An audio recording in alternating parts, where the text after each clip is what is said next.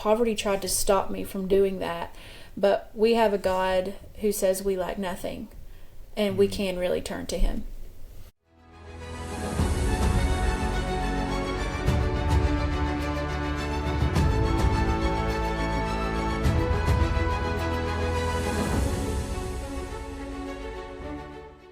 Have you ever met someone who you're pretty sure is convinced that Jesus turned water into coffee?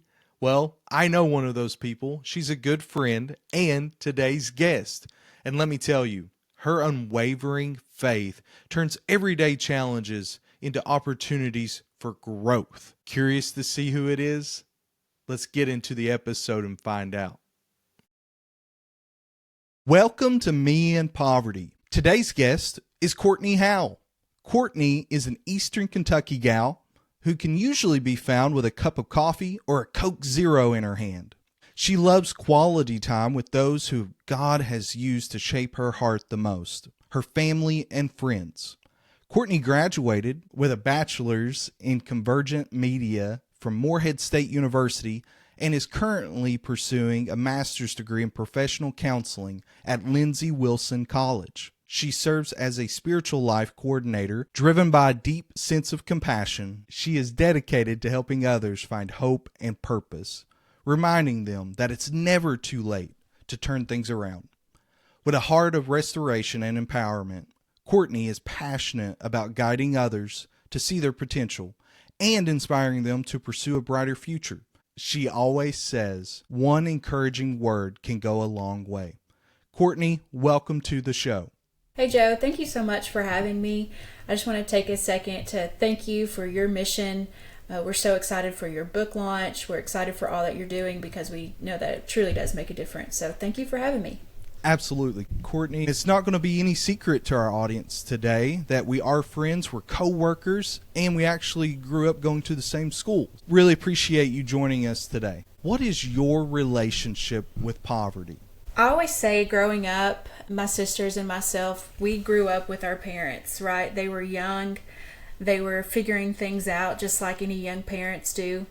And so we had our share of hardships. There were times when we wondered how this bill was going to get paid. How is this going to all work, right? Thankfully, we had grandparents who are truly my heroes, and they made up for any lack that we had in our life. And I really would be amiss to not touch on their story, the story of my grandparents.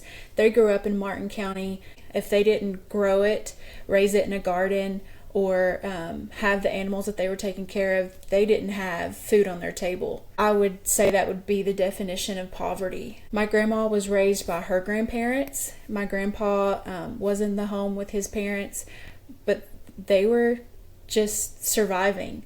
A joke that my grandma says is she didn't have a middle name. So she says she was too poor to have a middle name, that they didn't give her one. I find that very funny. I feel like my grandmother's probably said that at some point. Yeah. Just the character that instilled in them, and hard work mattered. I mean, when my grandma was not even old enough to reach up to the sink, she was helping her grandma wash dishes or doing anything that she could. They were very hard workers, and that really did instill something in them that they could be providers for their own family and then even for me and my sisters. For our audience, I know your grandmother a little bit as well. When my time as an insurance agent, she helped me get a few homes closed. Her working for the bank in town in Inez there, she was a huge asset to us. So hello to Zola, we love you, appreciate you so much. Shout out. If I had $1 for every time someone said your grandma helped me with XYZ, you could probably launch your book, honestly. It would work. Courtney, I really appreciate you bringing up your grandmother. For anyone that reads my book, they're going to know that my grandmother, she played a huge role in my life. What would you say is the greatest piece of advice that Zola gave you? The greatest piece of advice or wisdom that my grandmother has given me is truly just to always trust in the Lord, to always look to Him.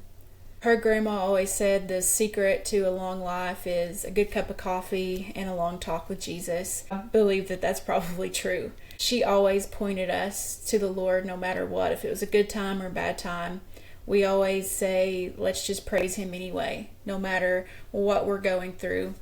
And something else that me and my grandma say that really help us get through what is a seemingly tough time is we look at each other and we say, we've got it to do. And we know that with God's help, we can get through that. And the encouragement of our family as a family unit, we know that if we have each other, then we can face anything. Where did you see God the most throughout your childhood, growing up? Where did He speak to you? What were the most important moments for you, Courtney? So I'm just so thankful that I can truthfully say I've never known a time in my life without God. My dad tells a pretty funny story.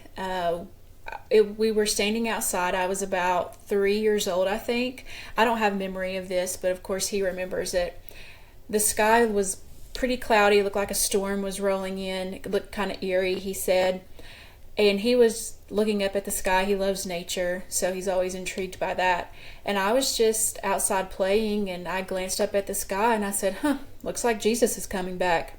And I just went on about what I was doing, and he thought, does she know something I don't? Like, what's going on here? I knew Jesus because of my grandparents. They would always take me to Sunday school. They would always talk to me about it. So even as a little 3-year-old, not even knowing what I was saying, I had heard that Jesus was coming back on a cloud one day, and that stuck in me. So I talked about Him just like I would talk about anybody else that was here on earth, right? So would you say that you made a commitment to God at an early age? You got to know Him, you formed a relationship with Him at a very young age, or was it later on? So I would always pray. I always knew to pray. I asked God for all sorts of things as a child, just mainly to help my family, or anytime we were going through a tough time, I would always turn to Him in prayer. I did not commit my life to the Lord until I was 17. I had been in church my whole life, but it was at 17 when I really felt the conviction and gave my life to the Lord, was saved and baptized at that point. Definitely always knew that God was there and that He was on our side. I will always be thankful for the exposure to Christ that my grandparents gave me.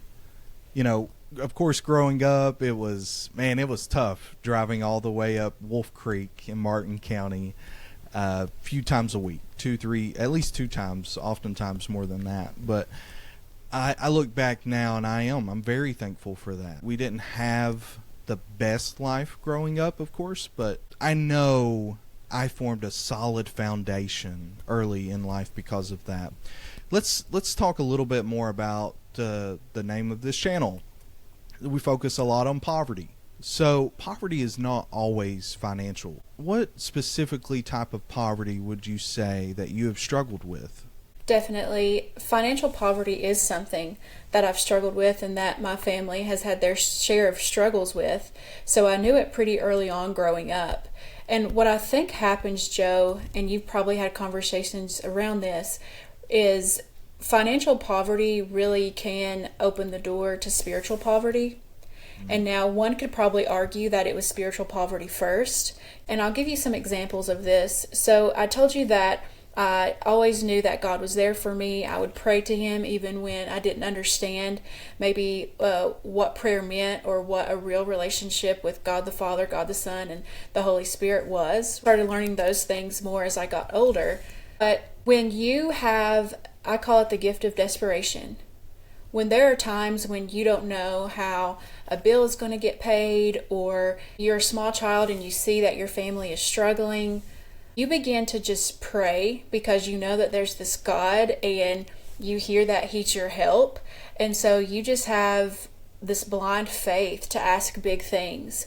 And that's something that poverty has given me, is the gift of desperation, to where you can present your request to God. And Bob Goff, your listeners might know him. He's an author and speaker.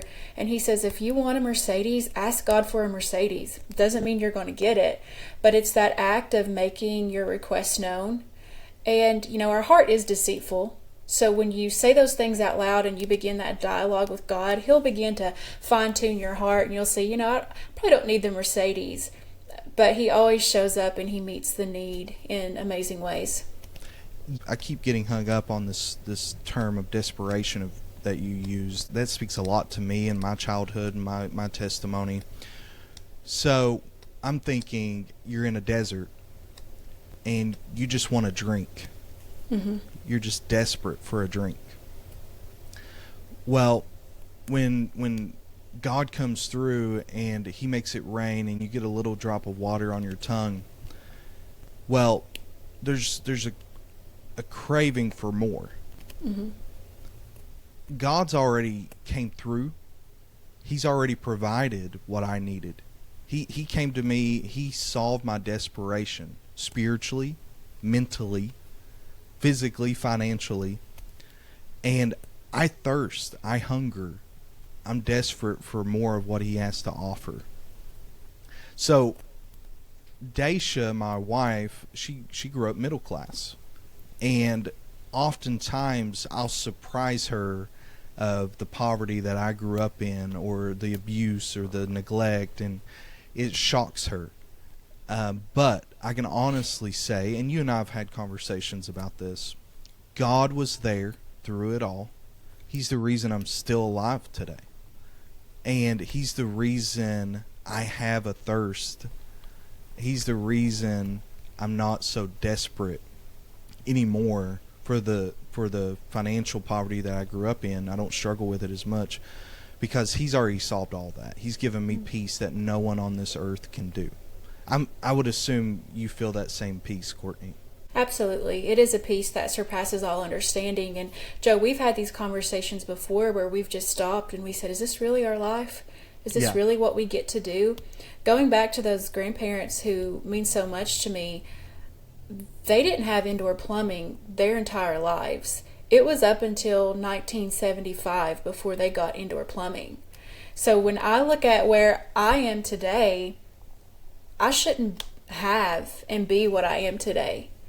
But it was like God just kept building on each generation, right? And you can look back and just see His faithfulness and see where He's just bringing us up and increasing our borders. What role has mentorship played in your life? That's often a big theme here with our guests. But do you have a specific mentor that helped you besides your grandmother? Anybody specific that you'd want to shout out? You don't even have to give names. But what role did a mentor play in your life, Courtney? So I'll say that community will keep you. I cannot say enough about that. Your community will keep you in check. They'll keep you encouraged. They'll keep you inspired. They'll hold you accountable. Your community will keep you. And I was going to mention this, so I'm so glad you brought it up.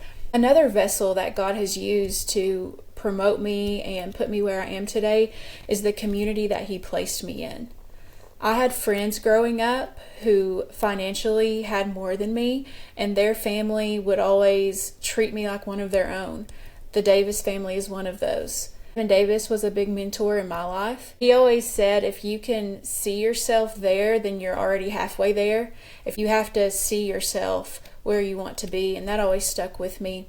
But I had amazing friends, and when I even think about going to Morehead State University and graduating, I'm a first-generation college student, and I believe that the friends that I had, they went off to college their first year, where I stayed back and went to community college, but there's absolutely nothing wrong with that. I loved my time at the community college, but it was seeing them going off and doing something that encouraged me and inspired me to do that. So even today, the community that you keep will keep you. That's very powerful. And speaking of Kevin, him and Bubby Davis have played huge parts in my life in just being an example to follow. How did you become a spiritual life coordinator? What is that? What do you do? As a spiritual life coordinator, I help oversee the spiritual life coaches, and another name for that would simply be chaplains. So I get to work hands-on with our coaches and make sure that our clients are meeting Jesus and knowing that He's interested in more than just their behaviors. that he really has a plan and a purpose for them, and all along he's been chasing their heart. Courtney, the big thing with you, even if you're struggling, or even if you're having a down day, most people would never know it. You have just kind of an aura about you that's just so encouraging, and I know that the clients there have to appreciate that. Do you feel like everyone is called to help others escape poverty? And again, we're not just talking financial here. Absolutely. I do think that's a call in all of our lives, because in my bio you said, I believe that one encouraging word can go a long way. And I truly do believe that, because the word says that life and death is in the power of the tongue. And so if you can just go by and encourage one person, and then that person has the strength to go encourage one more person, it's a ripple effect. No, it might not seem like that one encouraging word is going to solve poverty, whether that's financial or spiritual or whatever it is. But when you can take the time to breathe life into your corner of the world, it truly does make all the difference. One thing I want to say is that kingdom math just doesn't add up. So when we're talking about just reaching out to the one person and it doesn't really feel like it's making that big of an impact, I go back to when Jesus fed the multitudes, right? 5 loaves of bread, 2 fish, 5 plus 2 doesn't equal feeding over 5,000 people in the natural. But kingdom math does not add up. What I love about that story, and I didn't catch it until I was a little older, was that there were 12 baskets left over. And to me, that is representative of the disciples who were super unsure about how anybody was going to get fed.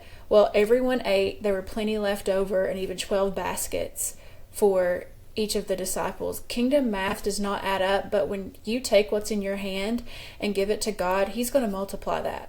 For sure. And I've seen that a ton. One thing that I've always been curious about, even in my own efforts, is we work so hard for our calling. We work so hard for the kingdom. We work so hard to try to, share the love of Christ, tell people about Jesus. One big concern I've always had for even a lot of my pastor friends is, one, like, are you okay? is what I ask them. And is anybody pouring into you? So I would ask you the same thing, Courtney. I know you do great work, and it's probably exhausting. Do you have anybody that really pours into you? How do you get rejuvenated? And I'm asking for the sake of our teachers, our pastors that may listen to this, and they get exhausted. They get worn down. Would you have any advice for them as far as getting rejuvenated to continue on with the work they're doing? That's a great question, Joe. I know that I already talked about having a good community is everything. Yeah. And the reality of that is sometimes we're not in a place to form or have that great community. So if you aren't in a place where you have a community of people who you can go to with your deepest needs and concerns and just pour your heart out to them, I would say always go to God in prayer. And I know that it might not feel like a tangible person in the room when you go to God in prayer, but prayer changes things. So even if you don't have that community to help fill you up, maybe begin to pray for that. And I don't want to tell someone to overexert themselves, but we all know the quote that there's good people in the world, and if you can't find one, be one. So maybe if you're in need for community, maybe you should extend your hand and be that community person for someone else. And I think you'll see that it will begin to fill you back up. And just another really practical thing, Joe, since we are in a podcast, I love podcasts. I listen to one every morning as I'm getting ready and any chance I can through the day. There's tons of faith-based podcasts, and if you are needing encouragement or even just mentorship professionally, there's probably a podcast for you. And I know it's not like talking to someone, but you can get really inspired while you're in that waiting room, so to speak, for God to bring you your community. That's fantastic. I really appreciate you mentioning the aspect of community. I've got a dear friend of mine that has been struggling. He just found out about 6 weeks ago that he's actually got cancer. And he's been struggling because he is very social. He's outgoing. But he is just really in the thick of it right now. He's a man of faith. He knows God's going to heal him, whether it be here or in heaven. I know he is missing that community around him. And he shared that he's just stays so exhausted now that he's not able to go out and that sort of thing. But he's actually created sort of his own community online. He's found it kind of therapeutic to share his story and to still give God the glory. Absolutely. And thank you for sharing that about your friend, and we'll definitely be praying for him. And I'm so glad that he's using what's in his hand right now. You know, I often hear people who end up with a cancer diagnosis and they say, I don't want to waste my cancer. And I think that is just so powerful. So we're definitely going to be praying for him. Thank you for sharing that, and that he can be a source of encouragement to so many, even if he doesn't realize it. Let's pivot a little bit. Got a bit of a fun question, probably for you, not so much me. I just don't get it. Coffee is bean water, Courtney. It's not. Convince me it's not.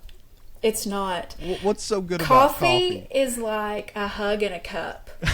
You get the perfect cup and you just hold it and feel the warmth, and there's just nothing better.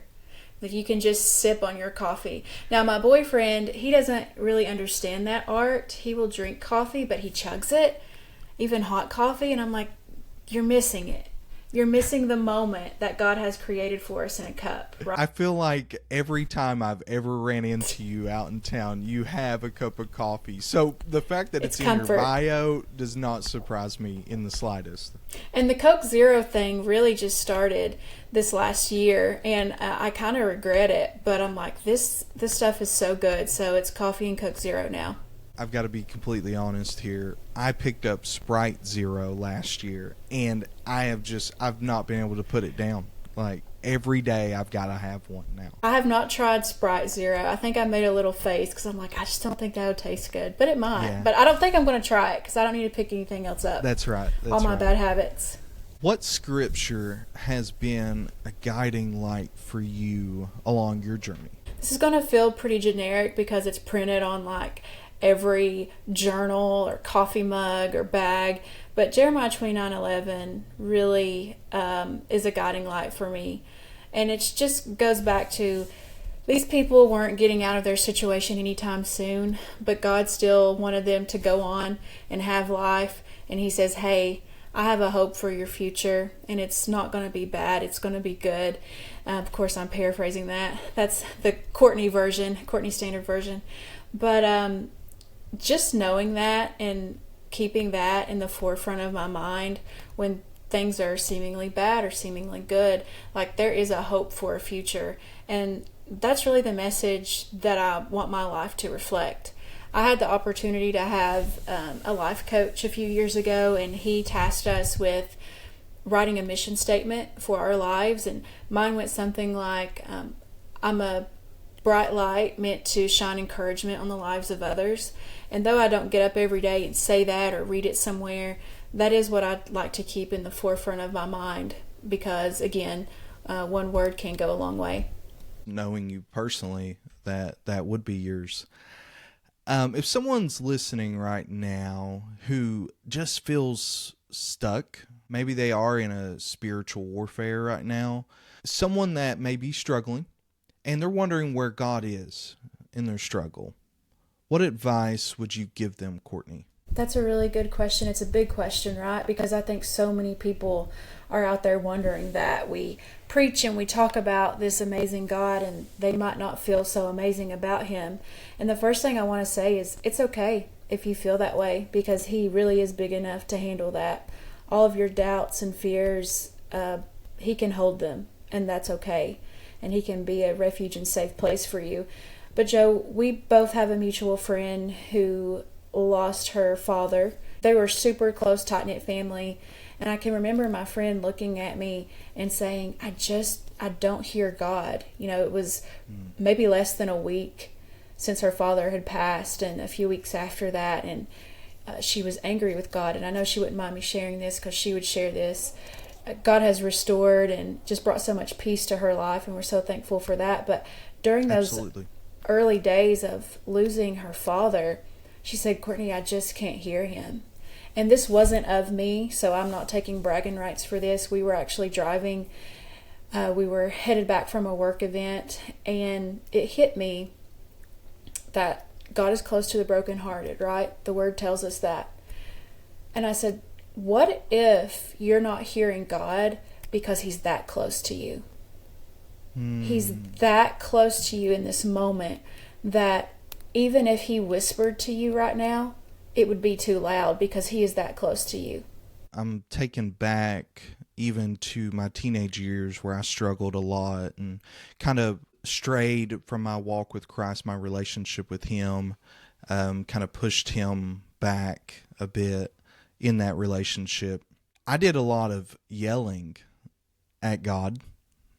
And, Courtney, I struggled with not having an earthly father. And, I secretly was hoping he would yell back.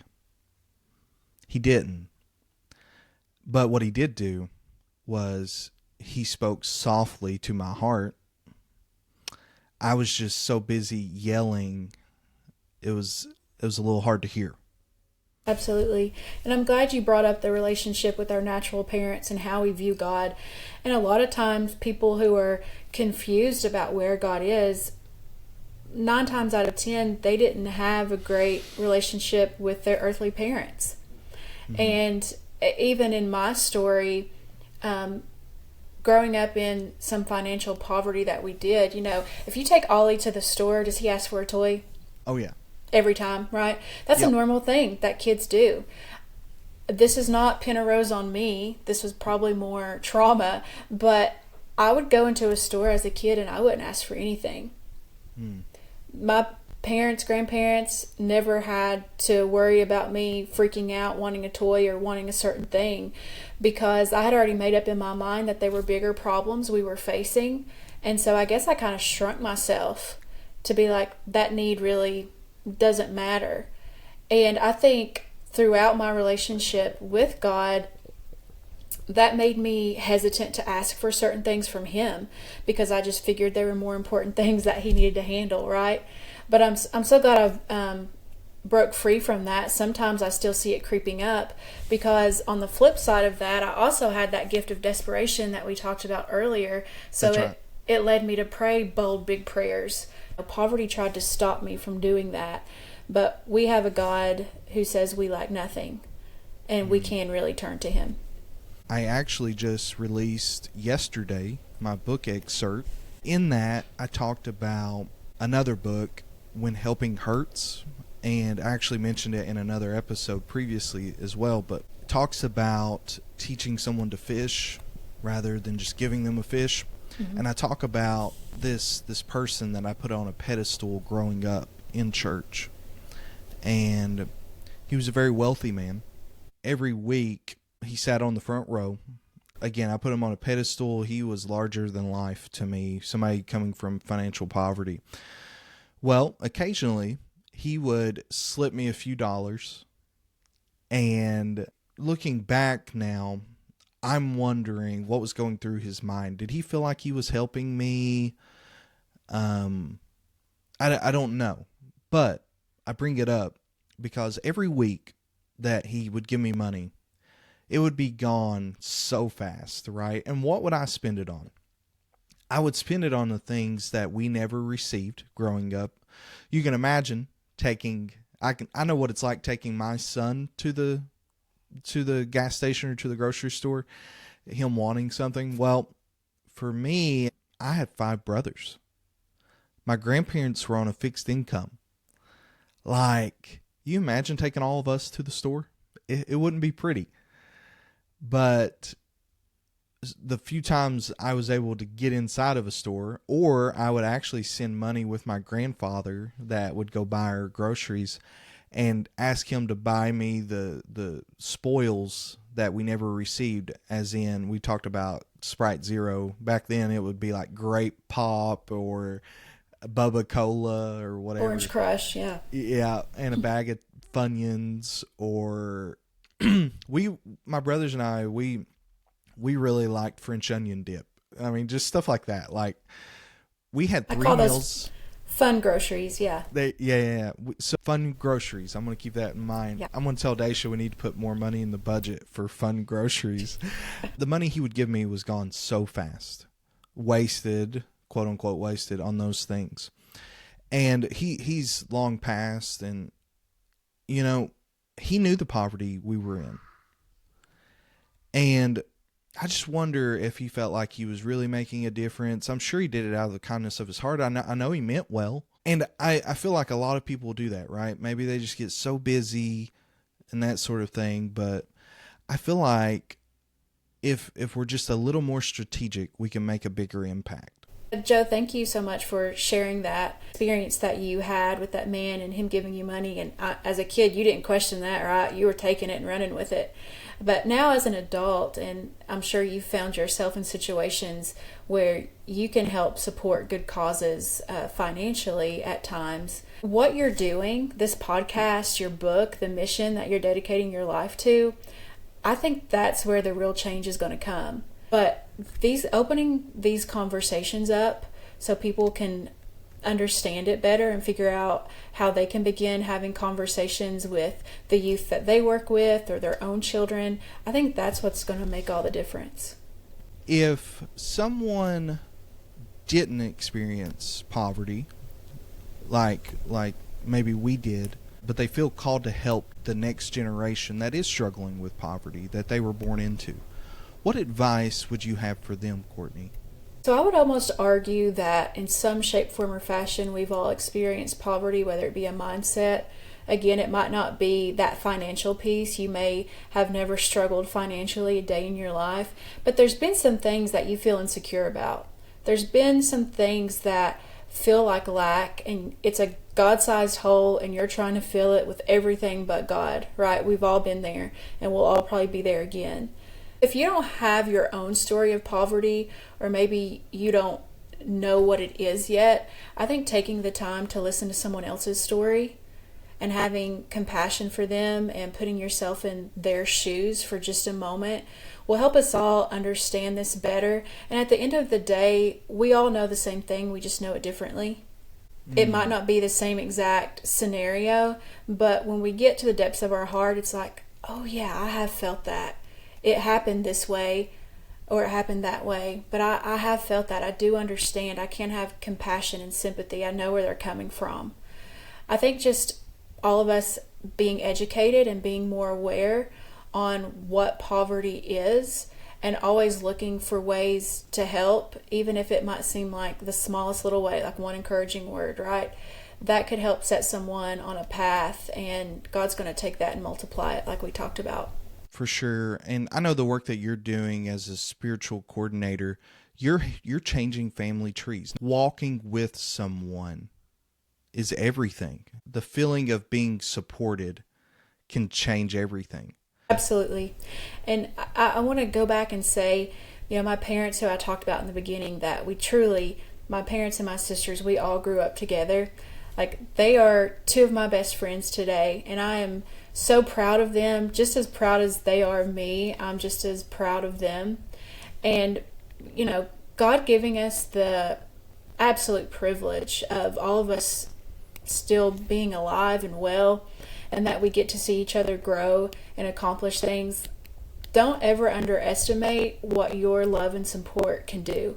You might not have the money piece, but your love and support will carry someone so much further than money ever could. And that's really the gift that my parents have given me, and I'm so thankful. Was there maybe a specific moment for you, Courtney, that God kind of revealed a bigger plan for your life? Going back to the words that people speak over your life, and you gave me some great compliments earlier about just encouragement and that if I'm having a hard day, you might not know it. The words that people spoke over me that said I'm capable of great things, that God does have a good plan for my life, those have carried me. And those made me seek God and keep dreaming, because I'm a dreamer too. And I think just, again, looking at where I was at each stage and phase of my life and thinking, I shouldn't be here. Like, how did I end up here? Why am I here?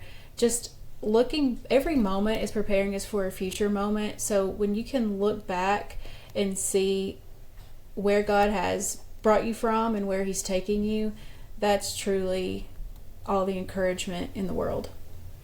Earlier, when I did mention that you're always an encouragement, even when you're probably not having the best day, I want to make sure our audience knows I'm not encouraging people to put on this face. I'm not encouraging them to pretend it's all okay when it's not.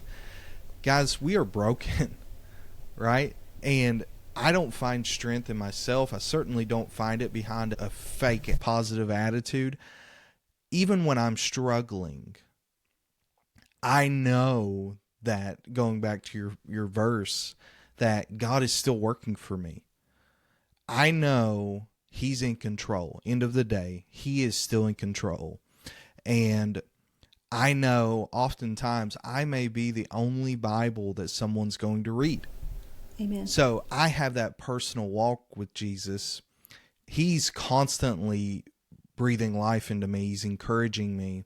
So I try to make it a point when I interact with someone, even similar to what you're doing, I'm sure, you know that, man, they may need Jesus in that moment.